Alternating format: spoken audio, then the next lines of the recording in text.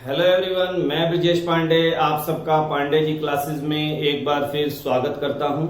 आज स्टूडेंट हम बात करेंगे 7 क्रिस्टल सिस्टम और वो फर्दर डिवाइड हो जाते हैं 14 पार्ट्स में, जिसको हम बोलते हैं ब्रेविस लैटिस। 14 ब्रेविस लैटिस की बात करेंगे और 7 क्रिस्टल लैटिस की बात करेंगे। कैसे आप इन्हें मेमोराइज करेंगे उसकी भी मैं आपको टेक्निक इस वीडियो के अंदर बताने वाला हूं।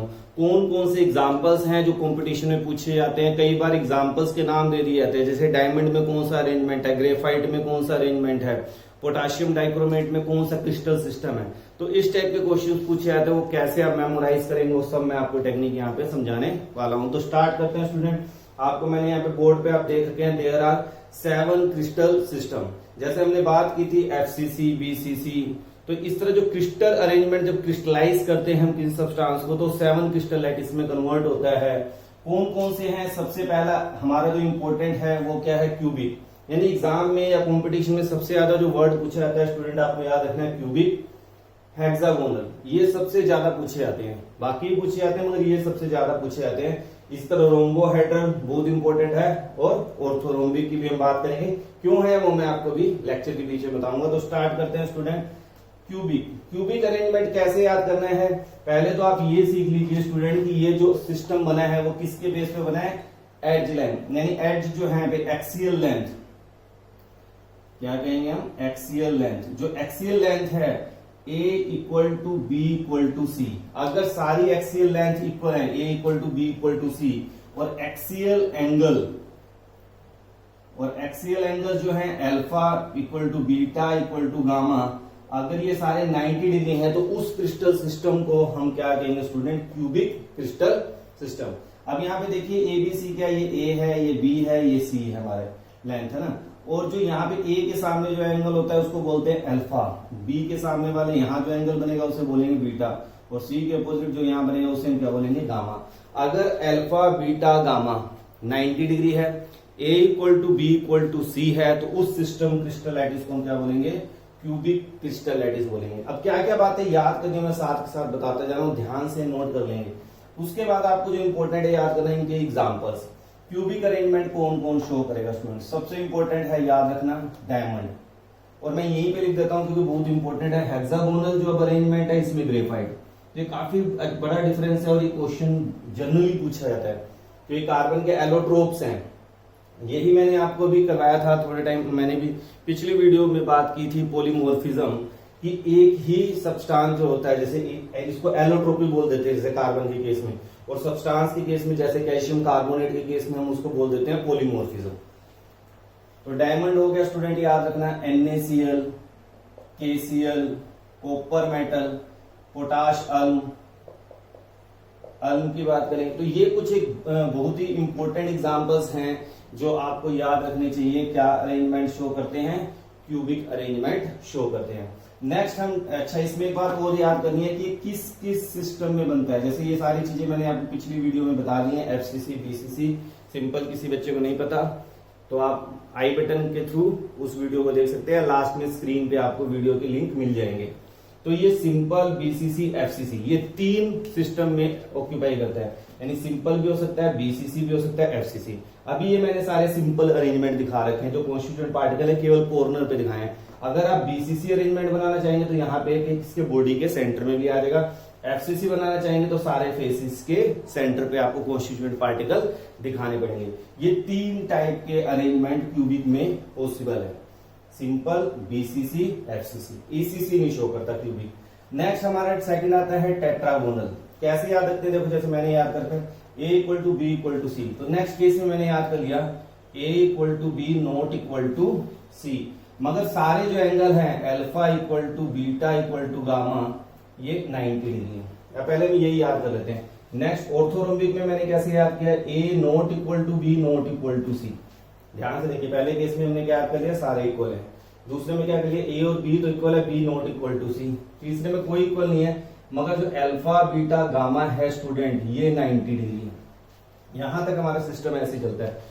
मोनोक्लिनिक में जब आते हैं तो क्या होता है? A not equal to B not equal to C, A B C इक्वल नहीं है, मगर अब एंगल्स के ऊपर क्वेश्चन बनेगा। अल्फा इक्वल टू गामा, ये तो स्टूडेंट 90 डिग्री है, बट नॉट बीटा। जो बीटा है वो 90 डिग्री नहीं है, तो वो अरेंजमेंट मेरा कौन सा हो जाएगा, मोनोक्लिनिक।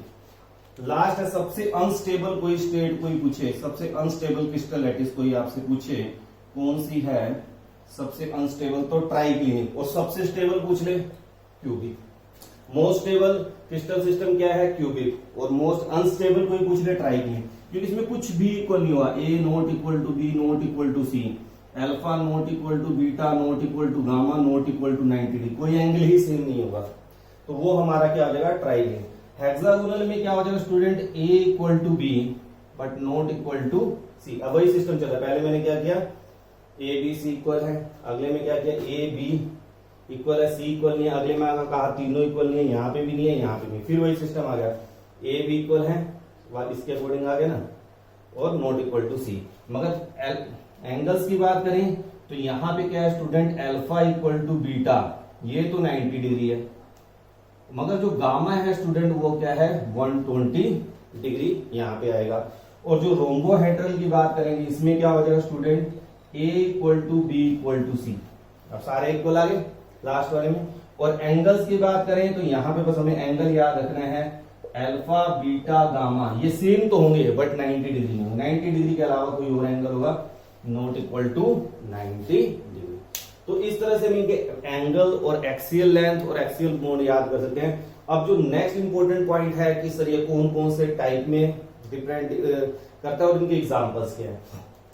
चलिए एग्जाम्पल्स की बात करते हैं, टेट्रागोनल की बात करते हैं स्टूडेंट। टेट्रागोनल में ये हो गया, ये किसमें लाई करता है, सिंपल और बीसीसी में। एग्जाम्पल की बात करें स्टूडेंट, इसका एग्जाम्पल है tin oxide, tin, titanium oxide, और एक आपको याद रखना है बेरियम सल्फेट। तो ये 4 एग्जाम्पल हैं जो बहुत याद आपको रखने वाले हैं। सारे मैं जो लिख रहा हूँ इंपोर्टेंट मेंशन कर रहा हूँ। देखिए टिन ऑक्साइड आ गया, टिन आ गया, टाइटेनियम ऑक्साइड आ गया, बेरियम सल्फेट, तो आपका टेट्रागोनल अरेंजमेंट। कई बार नाम से पूछ लेते हैं बेरियम सल्फेट में कौन सा क्रिस्टल सिस्टम है, तो आपको याद रखना पड़ेगा टेट्रागोनल। अगला ऑर्थोरोम्बिक, ऑर्थोरोम्बिक बोलते एग्जाम्पल फटाफट आ गया हमारे पास, रोम्बिक सल्फर सबसे बेस्ट एग्जाम्पल आपको जो इजीली याद आ जाता है, रोम्बिक सल्फर। और अगर हम बात करें यहाँ पे ऑर्थोरोम्बिक में, अभी मैंने कहा था बड़ा इंपॉर्टेंट है कैल्शियम कार्बोनेट, और कैल्शियम कार्बोनेट का एग्जांपल स्टूडेंट मैं यहाँ पे भी देने वाला हूँ। रोम्बोहेड्रल में भी कैल्शियम कार्बोनेट का एग्जांपल देने वाला हूँ, ऑर्थोरोम्बिक में भी। अब अंतर क्या है, क्रिस्टल सिस्टम एर्गोनाइट, ये कल मैंने आपको बताया था पॉलीमॉर्फिज्म में, कि यहाँ पे कैल्शियम कार्बोनेट एर्गोनाइट होता है, और यहाँ पे जो कैल्शियम कार्बोनेट है वो स्टूडेंट क्या है, कैल्साइट है। तो इस तरह से हम ये भी कह सकते हैं कि कैल्साइट के अंदर रोम्बोहेड्रल अरेंजमेंट होता है और एर्गोनाइट के अंदर स्टूडेंट ऑर्थोरोम्बिक अरेंजमेंट होता है। बहुत ही इंपॉर्टेंट है, आपको याद रखना चाहिए। नेक्स्ट है मोनोक्लिनिक। मोनोक्लिनिक बोलते ही आपके माइंड में आ गया मोनोक्लिनिक सल्फर, मोनोक्लिनिक सल्फर। और एक इसका बेस्ट एग्जांपल है सोडियम सल्फेट 10H2O, जिसे हम ग्लोबुलर साल्ट भी बोलते हैं, जिसको हम क्या बोलते हैं स्टूडेंट, ग्लोबुलर साल्ट बोलते हैं। नेक्स्ट है हमारा ट्राइक्लिनिक, जो कि सबसे अनस्टेबल है। इसके एग्जांपल बड़े इंपॉर्टेंट है, पेपर पॉइंट से आपको याद रखने चाहिए। हम बात करें कॉपर सल्फेट 5H2O, जिसको हम क्या बोलते हैं स्टूडेंट, ब्लू विट्रॉयल, इसे हम ब्लू विट्रॉयल बोलते हैं। बेस्ट एग्जांपल जो लैब के अंदर पोटाशियम डाइक्रोमेट, याद रखना पोटाशियम डाइक्रोमेट में भी ट्राइक्लिनिक अरेंजमेंट है। और फिर हम बात करें बोरिक एसिड H3BO3, तो ये 3 एग्जांपल बहुत ही इंपॉर्टेंट है स्टूडेंट, याद रखना, कंपटीशन में जनरली पूछे जाते हैं। हेक्सागोनल की बात करें, सबसे इंपॉर्टेंट जो पूछा जाता है स्टूडेंट वो क्या है, ग्रेफाइट है। फिर हम यहाँ पे बात करें, हमारा जिंक आ जाता है, यहाँ पे कैडमियम के अंदर आ जाता है। इसी तरह हम बात करें यहाँ पे AgI लेड आयोडाइड, तो ये कई इसके एग्जांपल है। आइस के अंदर भी हम बात करते हैं क्या है, हेक्सागोनल अरेंजमेंट होता है। रोम्बोहेड्रल की बात करें, लास्ट है मेन, तो मैंने आपको बताई दिया, जो आपको जनरली एग्जाम में याद रखने वाली बात है, कैल्शियम कार्बोनेट कैल्साइट, ठीक है स्टूडेंट। और इसके अलावा आप यहाँ पे याद कर सकते हैं ICL,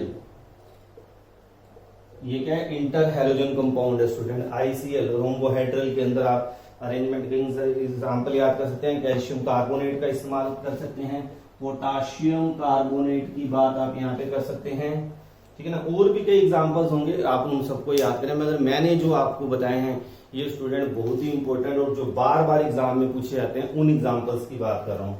फिर अभी हम बात कर रहे थे क्रिस्टल सिस्टम किसमें, अब ऑर्थोरोम्बिक है तो ये सिंपल, एक ही ऐसा है जिसमें चारों टाइप आ जाते हैं ऑर्थोरोम्बिक, याद रखना स्टूडेंट। ऑर्थोरोम्बिक अपने आप में ऐसा है जिसमें सारे आ जाते हैं, जैसे सिंपल, बीसीसी, एफसीसी और ईसीसी, ये याद रखना, ठीक है।